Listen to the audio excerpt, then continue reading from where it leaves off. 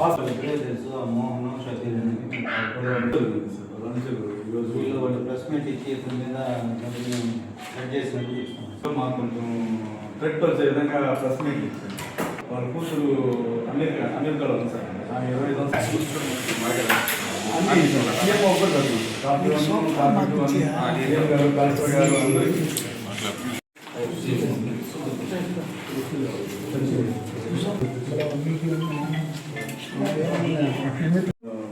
Paper clipping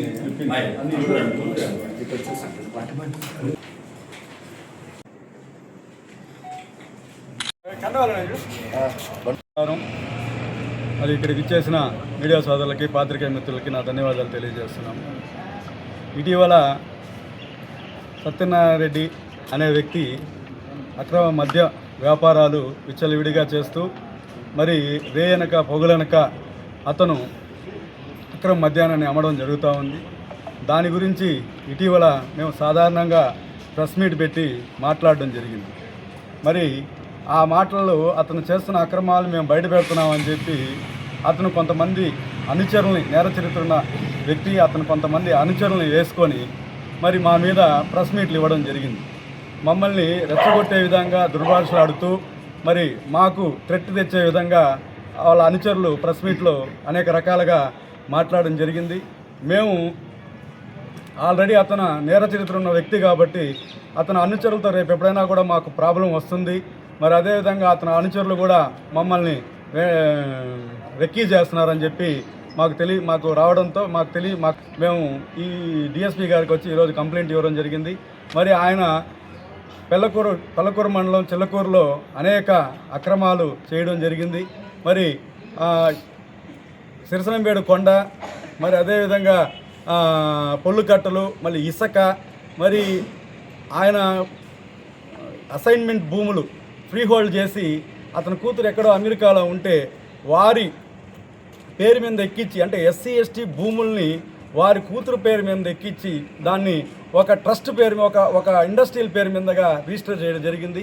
వీటన్నిటికి కూడా వెలికి తీయాలని చెప్పి మేము డిఎస్పీ గారిని కోరడం జరిగింది. అదేవిధంగా వచ్చి వాళ్ళ అనుచరుల మీద కూడా మరి విచారణ చేసి దానికి చర్యలు తీసుకోవాల్సిందిగా కూడా డిఎస్పీ గారికి తెలియజేయడం జరిగింది. మరి ఈ సత్యనారాయణ అనే వ్యక్తి మరి గతంలో ఎన్నో మర్డర్ కేసుల్లో 307 కేసుల్లో ఇరుక్కున్నాడు. మరి గ్రీన్ ప్లే కంపెనీలో ఇతని కర్ర తీసుకోవట్లేదని చెప్పి గ్రీన్ ప్లే కంపెనీ జిఎంని కొట్టడం, మరి అదేవిధంగా ప్రభుత్వ అధికారులను కూడా, ఎస్పీ స్థాయి ర్యాంక్ అధికారులను కూడా ఫోన్లో దుర్భాషలాడడం, మరి అనేక రకాలుగా కూడా అతను చేయడం జరిగింది వైసీపీ గవర్నమెంట్లో. మరి అదేవిధంగా ఈరోజు అతను గవర్నమెంట్ కోల్పోయిన తర్వాత మరి ఇప్పుడు కూడా అధికారులని అదేవిధంగా భయభ్రాంతులకు భయాందోళనలకు గురి చేస్తూ అదేవిధంగా మేము తెలుగుదేశం పార్టీ నాయకులు, కార్యకర్తలు అందరూ కూడా మమ్మల్ని వాళ్ళ అనుచరులతో భయపెట్టేదానికి ఇచ్చేస్తూ ఉన్నారు. మరి వాళ్ళ మీద తగు చర్యలు తీసుకోవాల్సిందిగా డిఎస్పీ గారికి ఈరోజు కంప్లైంట్ ఇవ్వడం జరిగింది. మరి దాన్ని డిఎస్పీ గారు కూడా సానుకూలంగా స్పందించి విచారణ చేసి వాళ్ళ మీద చర్యలు తీసుకుంటారని చెప్పి మాకు తెలియజేయడం జరిగింది.